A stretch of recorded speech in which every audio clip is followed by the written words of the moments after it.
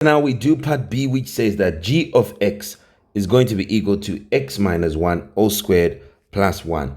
This is our g of x, and they said we should find the derivative using the definition. So you can now say g prime. For you to be able to do it anyway, you need to have g of x plus h. What is it? Wherever there is x, we are putting x plus h. So this becomes now x plus h, then minus 1 all squared, then plus 1. Now we can say g dash x is going to be equal to g of x plus h minus g of x all over h. This now becomes equal to x plus h minus 1 all squared minus this. You put the whole thing. Let me put it there. I left the plus 1. Then we now say that is the g of x plus h. Then we put minus, then we open a bracket, then we put the whole of g of x. Remember, g of x is coming after the negative sign, so make sure it affects everything. So this becomes x minus 1 all squared plus 1, okay? And we say all over h. This is going to be equal to, what happens?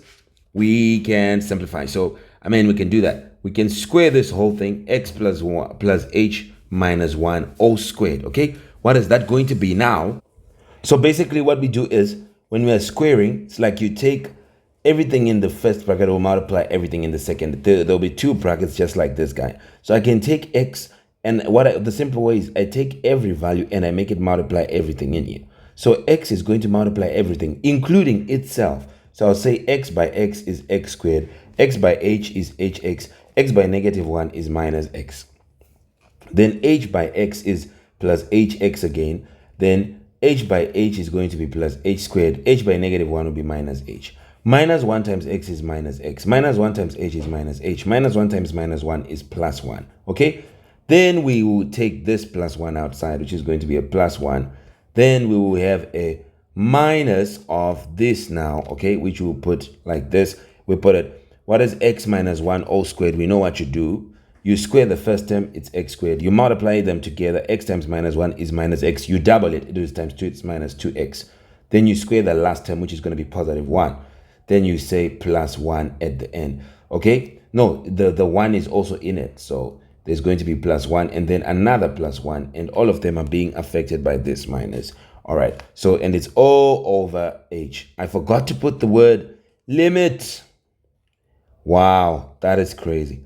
G dash x is going to be the limit as h goes to 0, okay?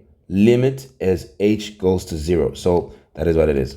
Don't ever forget that. It's the limit. So it's going to be the limit as h goes to 0. And, oh yeah, you put your h below there. So now, let's simplify this. This is just going to be equal to the limit as h goes to 0 of, here I have x squared. Do I have anything else which is an x squared? Not for now. We can simplify, but we first want to simplify easier things. Then I have an hx here. Do I have another hx? Yes, I can see another hx, which, so there are two, so I can say plus 2hx.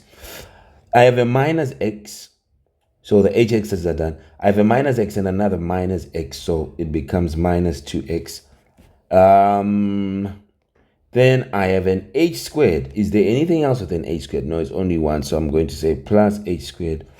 Then I have a minus h and a minus h.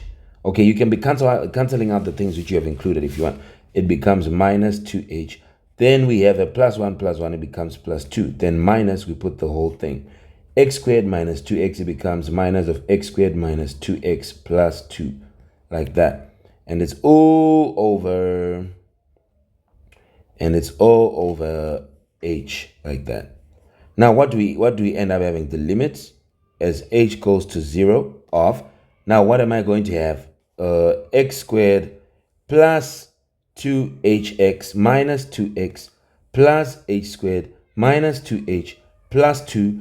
Then we now say minus of this thing, so minus x squared, then minus 2x becomes plus 2x, then minus of plus 2 becomes minus 2, and it's all over h. So now what would we end up having? This is going to be the limit as h goes to 0 of, now I have an x squared minus an x squared, they cancel. Then I have a negative 2x and a positive 2x, they cancel. Then I have a positive 2 and a negative 2, they cancel. So what will I end up having? I'll end up having 2hx plus h squared minus 2h. These are the things that remain. This and this and this. Okay? Anything else? No. and it's all over h. Then now, you see, when you see yourself getting things correctly like this, it kind of tells you you're going in the right path. So it becomes limit as h goes to 0 of factor out the h. Now you remain with 2x plus just 1h minus 2 all over h. H into h, 1 into h is 1. So we end up having the limit as h goes to 0 of 2x plus h minus 2, which is going to be, you substitute where there's h, you put 0. So it's going to be 2x minus 2, okay, because it's 2x plus 0 minus 2, which is just 2x minus 2. And if you want, you could have said 2x plus 0, then minus 2, which is going to be 2x minus 2. So now we can therefore say that g prime x is just going to be equal to, you can say therefore, g prime of x is going to be equal to 2x minus 2. Now that's easy. Now that we have g prime of x, we can now find g prime of negative 1. This is just going to be 2 by wherever there is x, we're putting negative 1. Where? In this g prime of x. Okay, that is g prime of minus 1. You put minus 1 where there was x in g prime of x. So it is 2 by minus 1, then minus 2, which is 2 by minus 1 is negative 2 minus 2, which is going to be negative 4. Then now we can put g prime of 0, which is going to be 2 by 0, then minus 2. Okay, 2 by 0 is a 0, then minus 2 just becomes minus 2. Then we can have g prime of 1. This is going to be 2 by 1, then minus 2. 2 by 1 is a 2 minus 2, which is just going to be 0. So here we have this and this and this. And here are our solutions. And we are done. Now we can go to part C. Goodbye for now.